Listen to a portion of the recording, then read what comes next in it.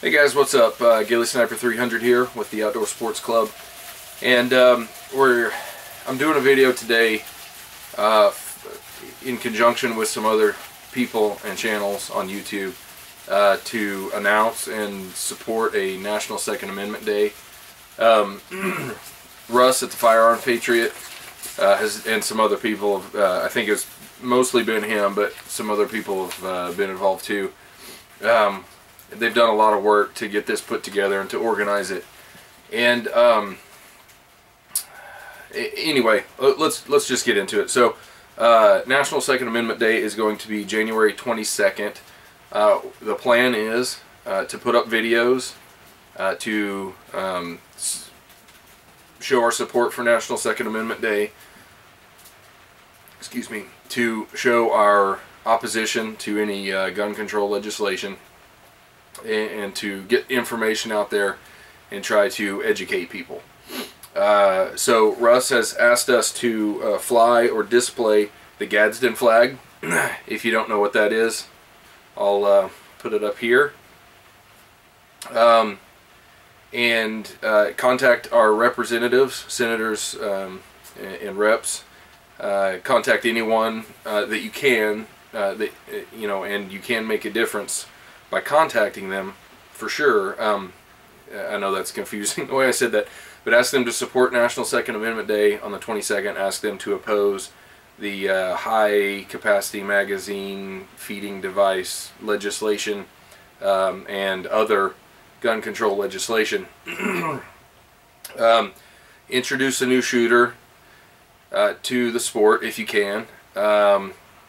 It's important to bring people into the sport because that's what the Second Amendment is. Well, it's not what it's all about, but it's important to the Second Amendment that we have shooters, and there are a lot of shooters in America, and we just need to educate people. I'll get into more of that later.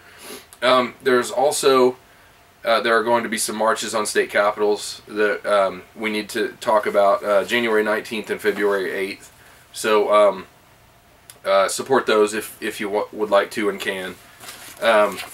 Okay, so let's talk about some stuff real quick. This was not necessarily intended to be a talk about gun control, and I'm not going to get as deeply into it as I should, but probably. But there will be other videos. My main concern right now is we don't want to necessarily be preaching to the choir. That's certainly okay. And as my friend Doc 6mm pointed out, preaching to the choir is sometimes necessary because you want to energize the people who should be excited and energized and motivated to make a difference. You need to get those people invigorated to go make a difference. And preaching to the choir is one way to do that.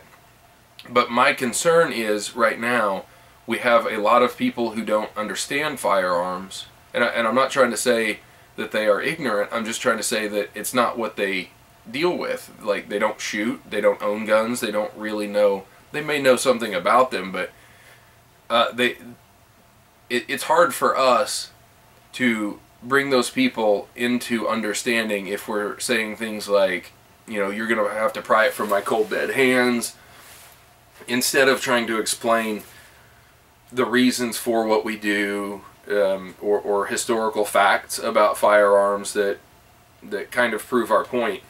And so I want to encourage everyone to be very graceful about this. We're not out here to make enemies. We're out here to bring understanding and education to groups of people who may not have that background that we might have. And the first place we have to go in any fight like this is we have to educate ourselves. We have to go, you don't want to be spreading mistruths. It only hurts our cause in the end. You don't want to be going around telling people information that's not true. And if anything that I say isn't true, I want to be corrected. I try to get data from reputable sources, and I try to look it up and validate it. And especially when we're in a debate such as this, it just doesn't help us at all if we're making enemies instead of trying to have an honest, open debate. And quite frankly, a lot of the liberals I've been talking to lately, I've been talking to some liberals online, just trying to spread better information, and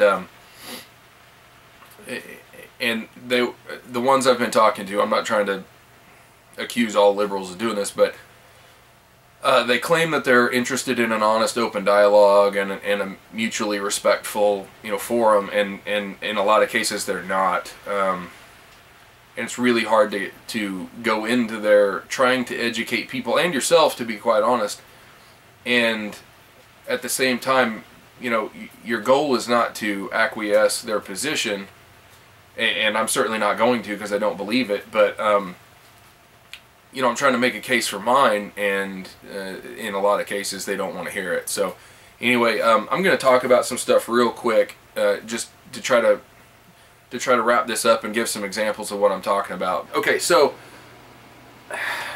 what's going on right now, obviously, is in reaction to the shooting in Connecticut, which I don't really want to talk about that much. It's not because I can't, it's because I'm the father of 2 small children too, and events like that, well, I don't even need to get into it. Everybody knows what happened. There's some specifics about it that I think we can use as evidence to support our case, but I don't know that we want to get too involved with that either. But anyway, that's the catalyst among some other things of what's going on right now. So as far as I know, right now, there is some legislation about gun control, assault rifles and such. I didn't bring my assault rifle out here, but I do need to point out that assault rifles are select fire weapons. This is not an assault weapon, okay? It's got a 12-round mag. It's not an assault weapon. Dang, I never had that much trouble getting it seated before. This is not an assault weapon. 15-round mag. My AR-15 is not an assault weapon. It's not a select fire weapon. It's a carbine. It's a rifle. Whatever. But they're trying to limit those things. They're trying to limit these to 10 rounds, and I guess they're trying to limit these to 10 rounds as well. I've heard some people saying 5 rounds in an AR-15. And they're calling all of this high capacity. So we're dealing with a group of people who has no problem redefining things to suit their purpose. They always have, and they always will. Not only that, but we've got some of the same shenanigans going on now that went on during the healthcare junk a couple years ago. So a point I want to make is that an assault weapon would probably need to be, the way I see it, it needs to be select fire, or if we're going to redefine assault weapons, it needs to be anything used to assault somebody with. And according to the FBI, these are used most often to assault people with. After that comes things like knives, blunt instruments, hands, feet, other firearms, other weapons, and then finally you get into shotguns, and then rifles right behind shotguns. Rifles and shotguns are hardly ever used to commit violent crime. Handguns are by far the most popular, and for good reason. They're small, they're compact, you can carry them around. But would restricting them help stop violent crime? History says no. So in a letter that I've written to my senators already and my representative, I had to change it up a little bit. My senators are Tom Coburn and Jim Inhofe, and my representative is Frank Lucas. And I sent a copy of a form of this letter to all of them. And my dog's trying to get in. Poor girl. I had to truncate the one to Inhofe quite a bit because he limited they've limited the space that you could use on that form, and I was really unable to find in 2 days, well, about a day worth of searching, a better way to contact them. So I just used their contact forms. But you can call them, you can write them. There is a website. I'm going to try to find the link again and post it in the comments, where you can pretty easily write the same letter to everybody. I don't like form letters. I like to So I wrote this previously, and then sort of customized it to the person I was writing to. But anyway, I'm not going to read the letter. I'm not a very good. I don't put forth my thoughts very well. But in this case, I looked up some stats, and according to the FBI, from 1992 until 2011, crime has steadily gone down. Now, if you'll remember, there was an assault weapons ban during that time, and the general consensus is, well, I don't know that you can call it a consensus, but the vast majority of reports that I've heard from law enforcement people is that the assault weapons ban didn't work. Okay, now it appears, based on the violent crime data from the FBI, that crime did steadily go down the whole time during that period.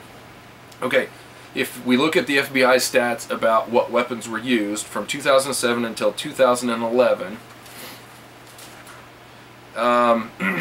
rifles were used 4.78 less times than knives to commit violent crimes. They make up less than 3% of the weapons used in violent crimes. In 5 years, only rifles were used only 1,874 times to commit violent crimes. Almost 9,000 knives were used, and over 4,000 parts of the human body were used. So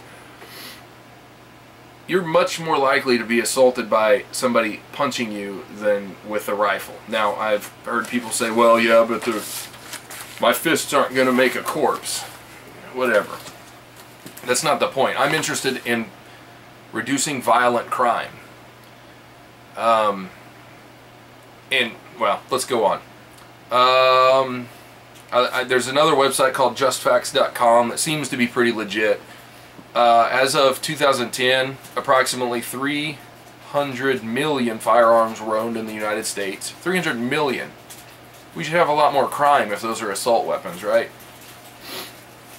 Also, this is a sidetrack, but this was designed solely to kill people, I found out. A liberal told me that. There's no other reason to have it. I think I'm going to send it back to H&K because it's yet to kill anybody. If that's its job, if that's what it's designed to do, it's doing a pretty poor job of it. But anyway, those are the kinds of things that we've got to try not to get really emotional about. I tend to, and I've got to fight that. So, you know, let's not get into those tangents. Okay, roughly 5,340,000 violent crimes were committed in 2008. 8% of those offenders were armed with a visible gun. Now, that's not talking about guns that may have been hidden, but a visible gun.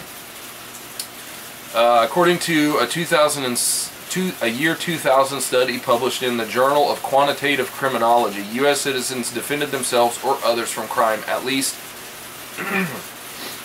989,883 times per year. So guns, based on that data, if that data is true, guns are used far more often to prevent crime than to commit crime.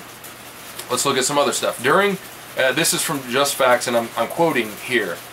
Quote, during years in which the Washington, D.C. handgun ban and trigger lock law was in effect, the Washington, D.C. murder rate averaged 73% higher than it was at the outset of the law, while the U.S. murder rate averaged 11% lower. Let's look at Chicago. Since the Chicago handgun ban was put in place, the murder rate in that city has averaged 17% lower than prior to the ban, while the U.S. murder rate has averaged 25% lower. After the right to carry law was put into effect in Florida, murder rates averaged 36% lower than prior to the law. Texas has some similar results. Other states have similar results. So what I'm saying here is that gun control doesn't work. And we all know that. We all know that. It's never worked, ever, in the history of mankind. When private citizens are able to defend themselves, violent crime goes down. I will say that we probably do, and I didn't really look at this data, but I easily could. We probably do have more incidents with firearms. If there are more firearms, there are more incidents with them. But the net positive, the violent crime reduction, is so much greater than the increase in firearms incidents that I personally think it's a no-brainer. Not only that, but I would like to be able to defend my family, and I would like to be able to do it with and I'm not talking about a tyrannical government. That's something that it's really hard, you know. I believe in the Second Amendment, and I believe in the fact that an armed populace is far easier, is far more difficult to turn into subjects than an unarmed populace, and that can be historically proven as well. But I don't want to talk about that necessarily unless you know, it comes up, because of the fact that it's really hard to debate somebody on that who just totally doesn't, you know, it's so far-fetched to them. They can't even comprehend. It's like a zombie apocalypse to them. They probably believe in the zombie apocalypse more than they believe in having to defend yourself from a government, even though it has historically happened in the world, and it's even happened in America. I was talking to Doc again yesterday, and during World War II, we rounded some people up, and we didn't kill them. We didn't throw them in gas chambers, but we rounded people up. We were not that far away from the Japanese and the Germans in how we treated certain groups of people. It can happen, okay? But I don't really want to talk about that necessarily. I just wanted to be able to defend my home, my 4-year-old girl, my 7-year-old son, and my wife against people coming into my house who may or may not be armed. And I need to be armed with the sufficient firepower to do that. Now, I've had people say, well, you don't need more than 5 rounds. Okay, so I've got 12 rounds in this H&K mag, 45. Now, the last time I shot it at night, I don't have a weapon-mounted light on it. I have one on the way now, finally. Thank you. Thank you, Botac Tactical. It's on the way because I can't shoot this thing at night.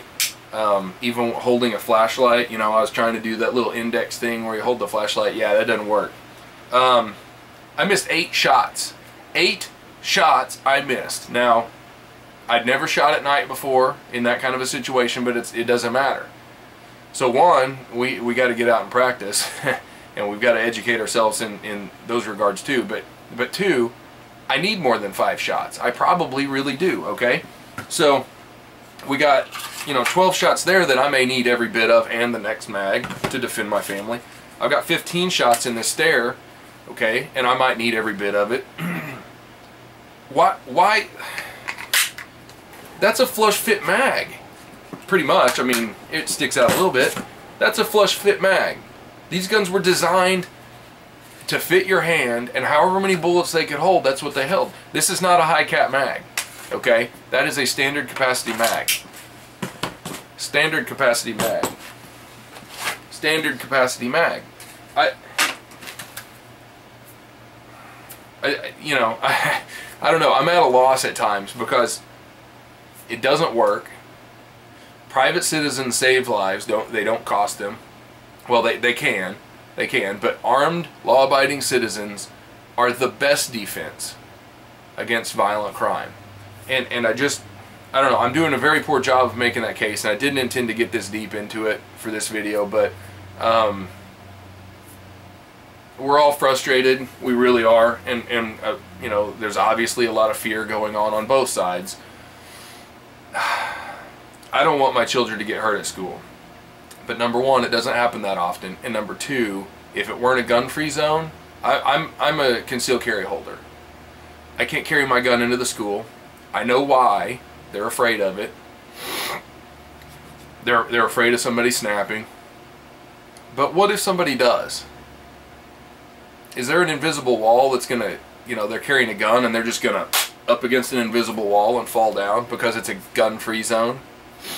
They have no care at all about a law, you know, a firearms law when they're intending to shoot people. They're fixing to commit murder multiple times. Do they really care if they're carrying a gun into a gun-free zone? I mean, really? Is it that hard of a concept to understand that these people just don't care? The last thing that guy wants to see is me getting my kids out of school armed. Now, I may still die. He may shoot me first. I may make a bad decision. I may not act the way I'm supposed to act. I may choose not to even try. I may run and hide too. I don't know. Like, we don't know how everybody's going to act. But at least I have an option. And the last thing he wants to see, or she, is an armed parent protecting their children. The last thing that they want to see is a teacher who's had training, who is armed, trying to protect the children. Okay, at Sandy Brook Elementary, there were multiple reports of teachers, unarmed teachers, putting themselves in harm's way to protect those children. And it tears me up thinking about that. But what if they were trained and armed? Okay, gun-free zones are one of the biggest problems that we have. And I know that liberals don't want to hear that. People who are afraid of guns don't want to hear that. But let me tell you something. You go into a store that has a no firearms sign up on it, and I guarantee you there's people walking around in there with firearms. I don't know. I think that's about all I have to say for right now. There will be more videos, but the main intent of this video was not necessarily to gripe about this stuff, but just we have to educate ourselves. We have to try to educate others. But the main point is that oh, where'd my other note go? That we're going to try to implement a National Second Amendment Day on January 22nd, and we're going to put up some videos and stuff, and basically, people, please just get energized. If you happen to be someone who opposes guns or you're for gun restrictions and you're watching this video, I appreciate you watching, and I'm not, I'm not trying to, divide people, and I'm not trying to inflame people. Please just go look at the data and think about it. And you may not want firearms, you may not want to handle a firearm. That's fine. Nobody's trying to force you to do that. But please don't try to take away the rights of other people to defend themselves, to have fun, to go target shooting, hunting, etc., etc. And do not, please do not get into the mode of you don't need it. Okay? Take a look around America and look at everything else that we don't need, that we've got. Well, you might say that's not designed to kill people. Well, it doesn't really matter, because AR-15s don't really kill that many people, as I've shown, and you can go look at the data yourself. That whole need argument is kind of ridiculous, considering all the other data. So don't get into that. I've got an AR-15. Pretty much all of my friends have AR-15s, and we shoot a lot. Nobody's ever been hurt. Nobody's ever been injured. We use these 30-round mags. I load up all my mags, and I go camping, and I shoot them just so I don't have to reload them. There's nothing wrong with that, okay? And there's no amount of crime that you're going to stop by capping mags. It's not going to happen. That's been proven. For instance, lands are reloaded often. Usually, reportedly, this is a report I've heard. He reloaded often, usually after firing 10 to 15 rounds. He was in a gun-free zone. Give him 5-round mags, nothing's going to change. Cho, the Virginia Tech shooter, used a 10-shot capacity 22 pistol and a Glock 19. He probably had 15-round mags, but you can get higher cap mags in a Glock 19. Anyway, I think I got to stop. I get on a soapbox pretty fast on this stuff, and I'm not, like I said, I'm not trying to be angry about it. It's just a little bit frustrating when you know it's not going to work, and it hinders law-abiding citizens from being able to do the things that they should be able to do. They're not breaking the law, they're not hurting anybody, and yet they're going to be punished for it for no end. That's the big kicker. It's to no end. So one last thing I want to show. I mentioned Tactical. I got my weapons light and some other stuff from them the other day, and I just wanted to show real quick. I had a cheaper than dirt sticker up here. This might make some people mad. It's probably going to make some people happy, and I got to get a marker out here to make that a little bit more visible, but they're off my list because of their stance, and I don't care why they took the stance they did. They surely didn't do a very good job telling us why they were taking that stance. So if there's a misunderstanding, it's still on them.